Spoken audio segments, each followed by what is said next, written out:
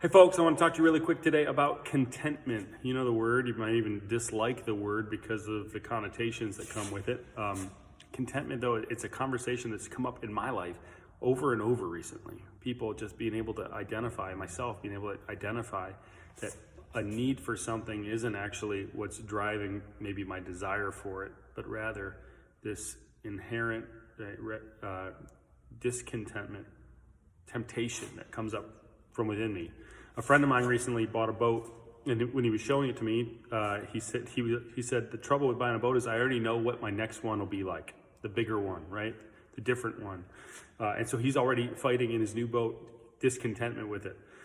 You might know that feeling about a car or a TV or something electronic or a relationship, something in your life, the house that you're in, that just the discontentment to it. Now, what do the scriptures say about this? They say a lot of things about God giving us what we need. There's this really interesting part of the book of Ecclesiastes, way back in the Old Testament, that kind of brings this logical, 1-2 punch to it. As it says, basically, I'll just read it for you. He says, there's nothing better for a person than that he should eat and drink and find enjoyment in his toil. This also I saw is from the hand of God. For apart from him, who can eat or who can have enjoyment? For to one who pleases him, God has given wisdom and knowledge and joy. But to the sinner, he has given the business of gathering and collecting, only to give to one who pleases God. This is also vanity in striving after wind. There's a lot in there. The thing to pay attention to is to the one who pleases him, God has given wisdom and knowledge and joy. Now the idea is basically this. God provides all of us with that which we need.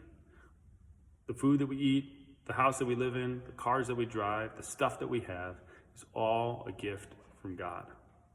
The difference between the one who is content and the one who isn't content is not whether or not they have that which God has given them. It's not even how much he's given them. It's whether or not they have wisdom and knowledge. That is, whether or not they can acknowledge that these are gifts from God. That's the thing that leads to contentment.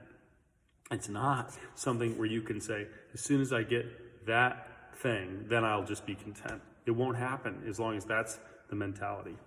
Now, this is really hard in a culture that praises people doing things because they want it. I see very often people touting with pride the idea that when I want something, I get it. Or it's about someone else. He's like a bulldog, right? When he wants it, he gets it. That might be okay in some contexts and in some ways. The truth is, when we live a life thinking it's about us getting the stuff we want, we will never have enough. Because that's where this harsh idea comes in. For him who pleases God, for the one who pleases him, God has given wisdom and knowledge and joy. But to the sinner, that's the one who doesn't trust in him, he has given the business of gathering and collecting, only to give to one who pleases God. It means it's just work and toil and work and work. Then you don't even reap the benefits from it, is the idea there. The contentment never comes. So as you look forward into your week, into your month, into the end of the year, a time when, we think about gifts and possessions, things like that. Start with where does it come from? God gives each of us that which we need.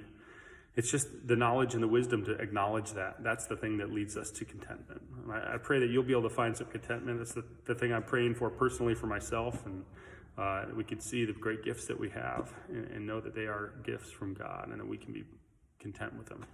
God's blessings be with you and his peace. Amen.